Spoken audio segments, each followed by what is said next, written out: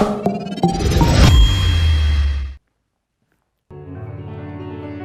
8 años de relaciones diplomáticas entre Cuba y Estados Unidos, se requiere un análisis de qué representó el gobierno de Barack Obama, artífice de una suavización en estas relaciones. ¿Hasta dónde pudo llegar? ¿Qué representa este gobierno en la tradicional y hegemónica política de Estados Unidos hacia Cuba? ¿O fue acaso un accidente, una variable suavizante de la tradicional política? Del tema hoy hablamos en Buen Cubano. Y tenemos con nosotros la presencia de dos personas que han abordado en su profesión muchísimo este tema, que son la periodista Juana Carrasco, jefa de la página internacional del periódico Juventud Rebelde, y el investigador y profesor universitario Jorge Hernández. Bienvenidos, y los tenemos aquí porque ustedes también tienen muchas luces sobre un asunto tan cardinal para Cuba. Muchas gracias. Muchas gracias.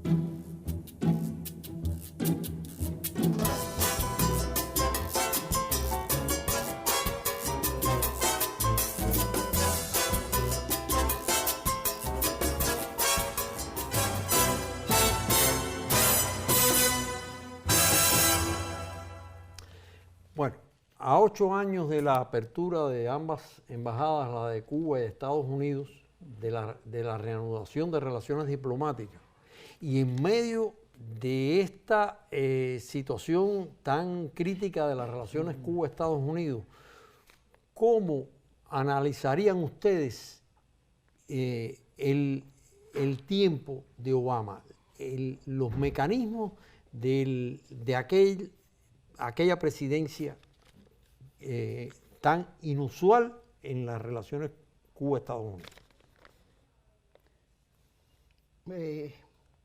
Necesario hacer un poco de historia, pero el tiempo no nos da. De todas formas, Obama es un presidente que llega con una consigna a esa presidencia, que es cambio. Es decir, hay que cambiar en Estados Unidos lo interno, hay que cambiar en las relaciones internacionales también. Está en una situación que no es precisamente boyante para Estados Unidos, llega en un proceso de recesión, y el mundo está cambiando porque el mundo está, digamos que, dejando ya a un lado el unipolarismo para entrar en una mirada múltiple y variada a ese mundo. Y ahí llega Cuba, en un momento en que los cubanos que residen en Estados Unidos también han cambiado o están cambiando en su concepción hacia la isla.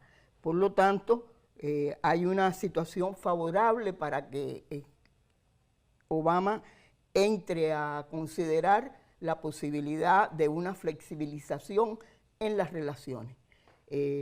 Aunque esto ocurre, el anuncio, a finales del año 2014, y esas embajadas se abren en el 2015, el 20 de julio en el caso de la embajada en La Habana, el 14 de agosto en el caso de la embajada de Estados Unidos, o concretamente cuando izan la bandera, que viene John Kerry entonces el jefe del Departamento de Estado, a realizar esa ceremonia. Está ocurriendo una situación favorable que le permite a Obama dar este paso.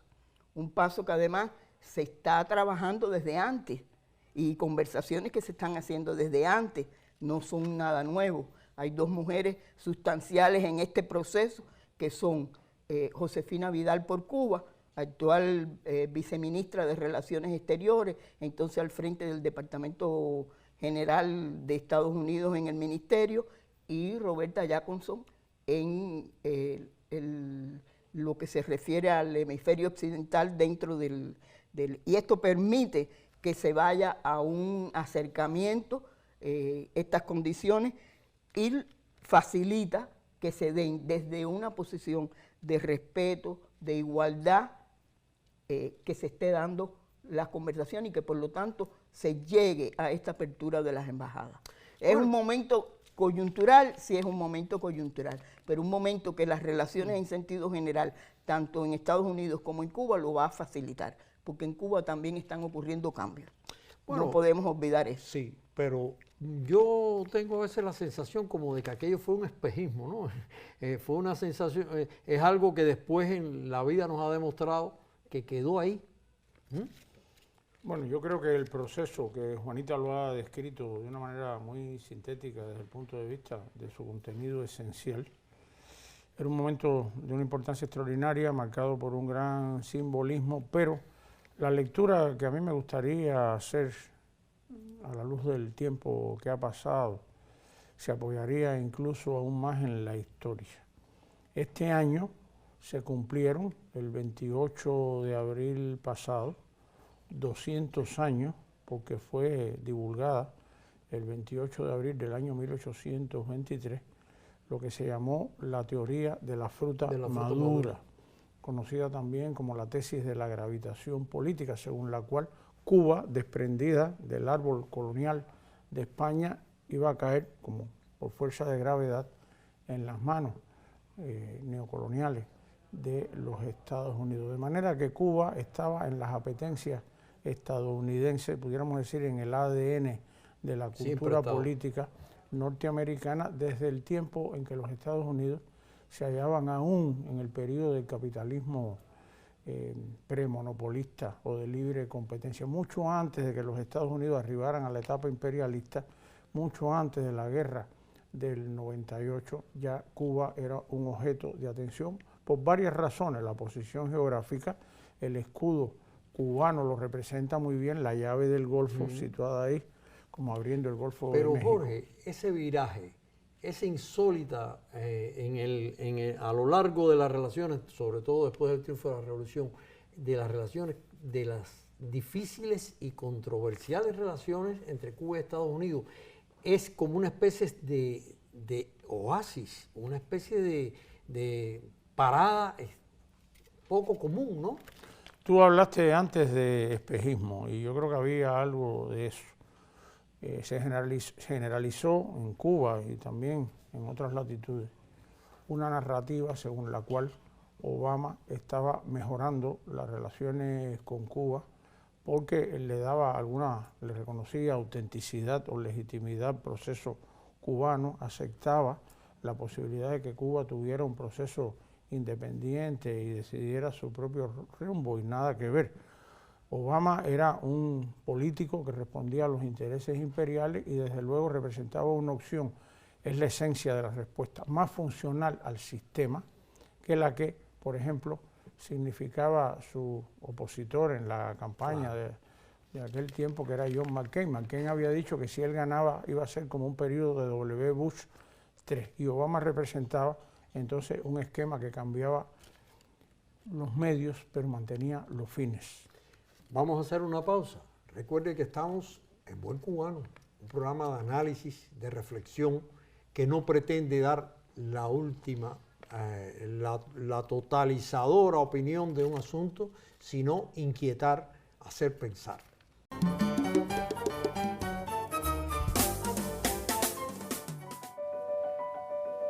Entender.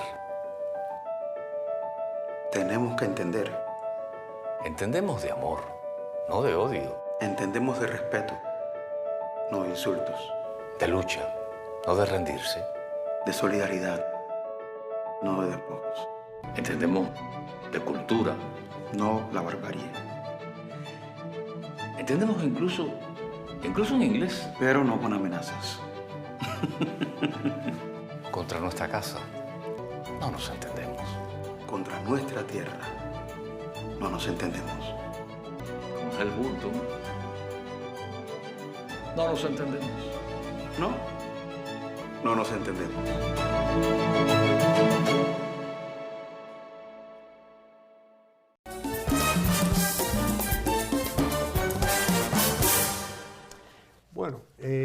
seguimos con los ojos puestos 8 años atrás, ¿no? Y con el recuerdo de aquellas imágenes insólitas, ¿eh? Obama caminando por La Habana Vieja. ¿Recuerdas, Juana? Tú estabas cubriendo eso, ¿eh? Tuve la oportunidad de cubrirlo en Estados Unidos y aquí. Y estuviste allá en la apertura de la embajada. Juana, ¿cómo podríamos explicarnos esa suavización de la política que representó Obama en una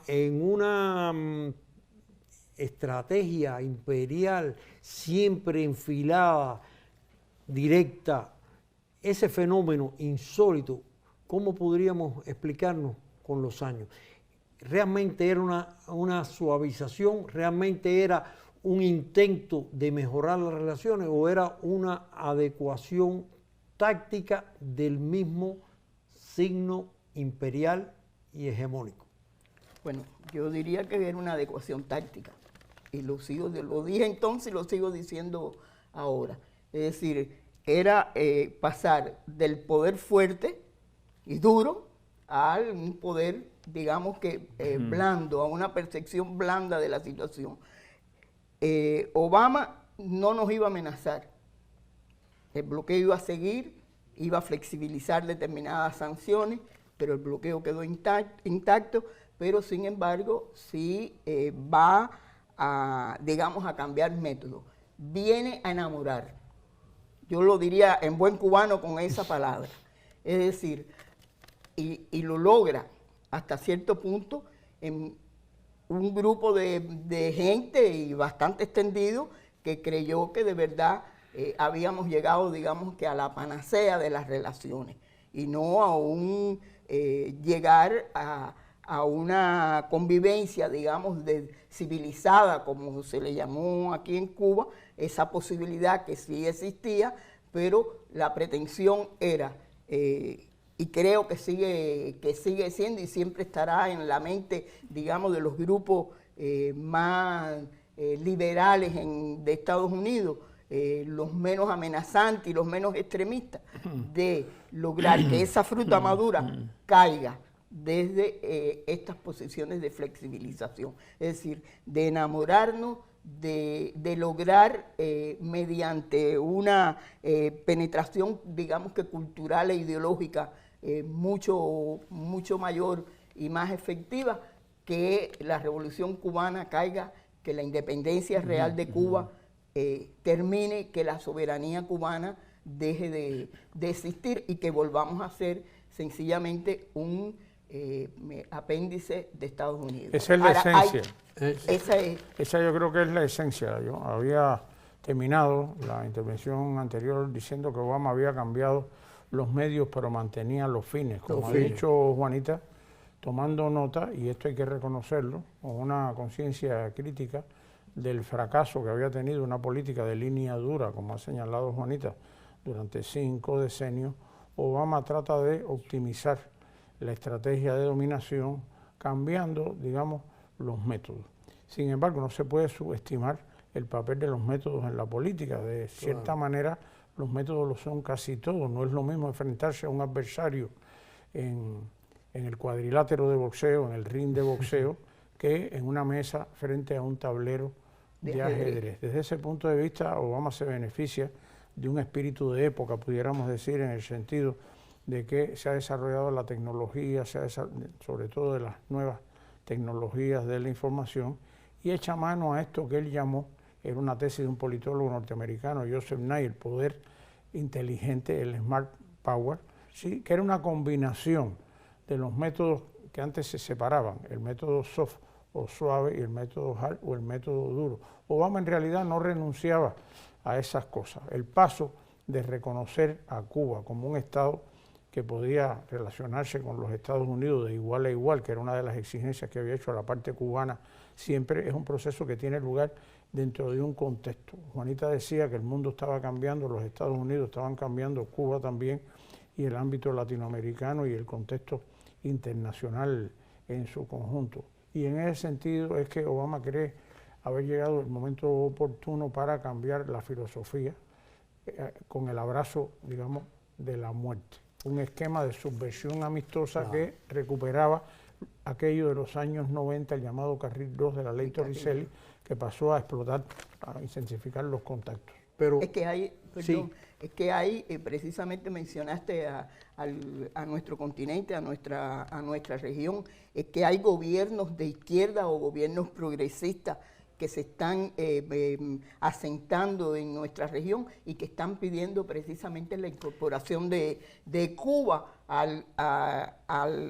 a todo el contexto político de nuestro hemisferio. Están las cumbres de las Américas que han inventado desde el año 94, la primera en Miami, y que le están exigiendo a Obama que Cuba debe ir a la cumbre de Panamá, y es más, el presidente de Panamá en aquel momento invita a Cuba a esa cumbre. Juana, en la tradicional y hegemónica alternancia de republicanos y demócratas a lo largo de la política norteamericana, pues no he visto todavía un partido de izquierda, ni un partido de los trabajadores, ni de los ecologistas que pueda ganar ni siquiera, a veces ni nominarse.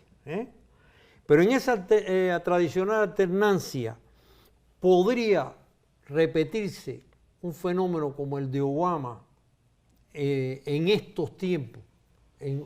A ver, lo principal ahí es destacar que la característica principal del sistema político norteamericano es, como tú lo estás mencionando, un sistema bipartidista. Existe una multiplicidad de partidos, pero solamente la posibilidad de competir en la arena electoral por razones de financiamiento y de representación está en esos dos partidos, el demócrata y el republicano, que tienen un mismo telón de fondo clasista. Pero el fenómeno Obama... Sí, pero es muy importante... ¿Podría aparecer alguien parecido? En este instante. A mí no me gustaría hablar de repetición o de un fenómeno similar más blando, al de Obama. Lo que pasa es que el individuo en la historia tiene un rol, eso depende de sus características personales, depende del entorno, como Juanita lo estaba señalando también. En la política puede ocurrir cualquier cosa, pero no olvidemos, no es que esto es muy importante, por eso insistía, la naturaleza del sistema político norteamericano, porque es engañosa la visión de la competencia electoral. El sistema político norteamericano, las elecciones no están concebidas para cambiar el sistema, sino para perpetuarlo y para perfeccionarlo y mantenerlo. Vamos a hacer una pausa, Juana, vamos a hacer una pausa, porque estamos ya en el momento de la pausa. Recuerde que esto es En Buen Cubano, un programa de razonamiento, una breve descarga analítica para pensar el mundo y pensar a Cuba. Estamos pensando a Cuba en esto, aunque aparentemente estemos hablando de temas internacionales. Vamos a hacer una pausa y volvemos. Estamos en Facebook, en Twitter. Usted puede sugerir el tema.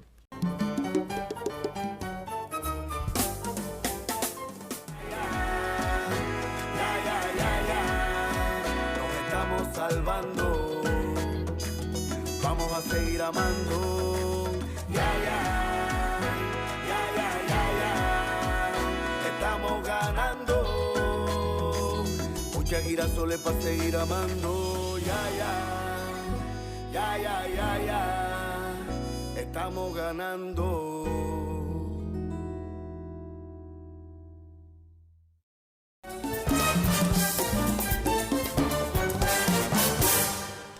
Bueno, siempre me he preguntado cuál es la obsesión enfermiza que hay detrás de todo, en el sentido de que Cuba ya no representa estratégicamente ni económicamente para nada una isla de 11 millones de habitantes, un país con no tiene tantos recursos y además no es un peligro para Estados Unidos ni para las Américas, en fin, y sin embargo no se atreven a erradicar el bloqueo y no sería en la lógica de ellos geopolítica más inteligente, digamos entre comillas, quitar el bloqueo para que nosotros nos veamos solo con nuestros problemas y nuestras ineficiencias y no podamos culpar a nadie.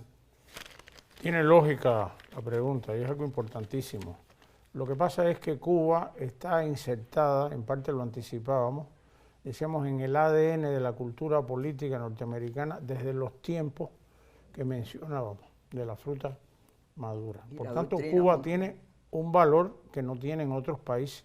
Cuba ocupa un lugar en la simbología política estadounidense. El propio hecho de existir la revolución cubana es percibido como un reto, como un enorme desafío por la violentación de la voluntad de los Estados Unidos, porque es un pequeño país a solamente 90 millas de distancia. Esa es la razón fundamental.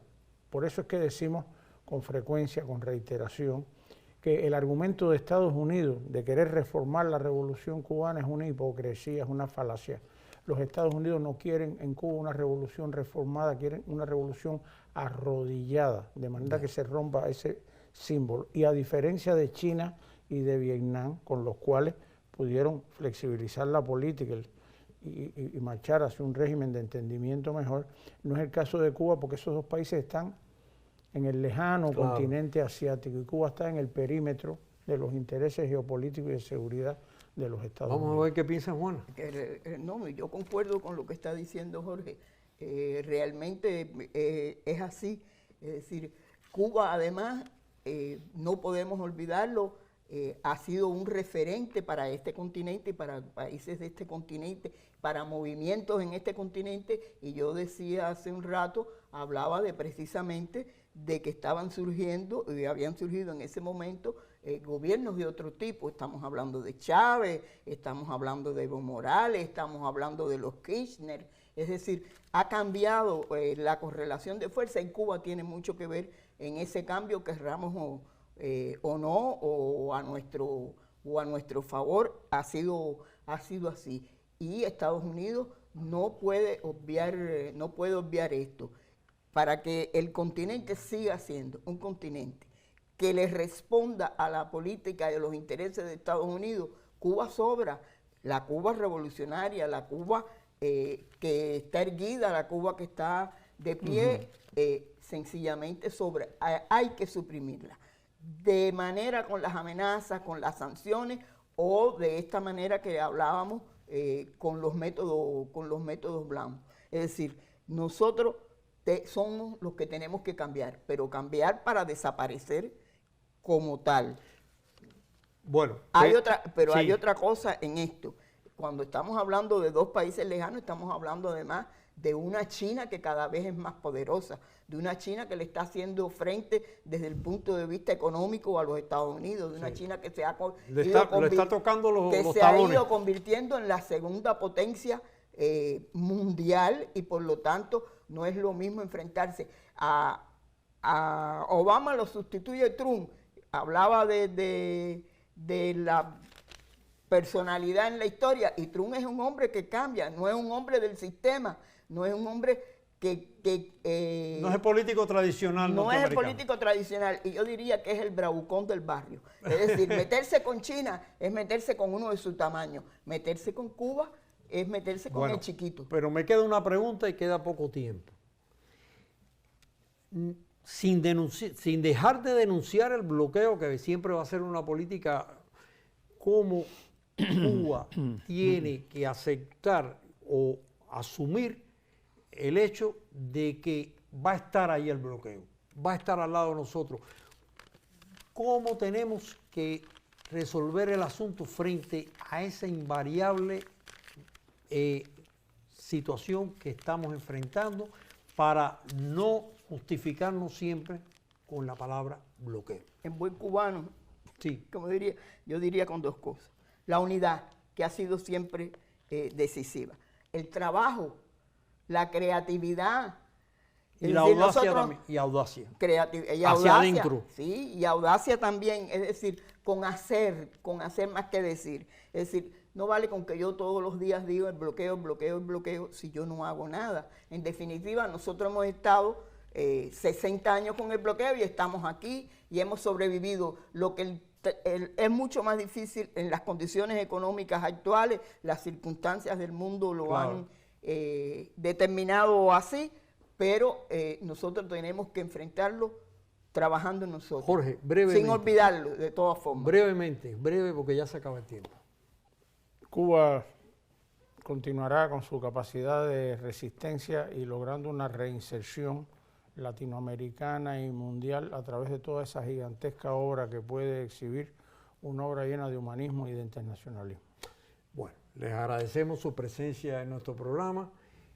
El bloqueo va a permanecer como, de alguna manera, un acicate para que Cuba tenga que enfrentar mucho más sus propios problemas. El bloqueo, el pérfido y perverso bloqueo, lo único que tiene que hacer es proyectarnos hacia una capacidad mayor para construir el socialismo.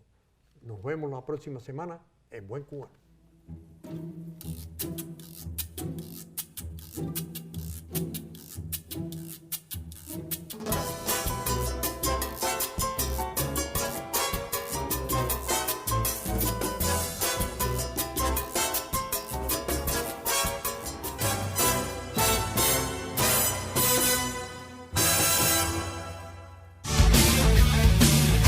Súmate a nuestro canal en YouTube y si te gustan nuestros contenidos, da like, coméntanos tus ideas y comparte con tus amigos. Y no olvides darle a la campanita.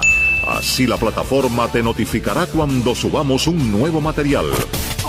CMHW, ahora en YouTube.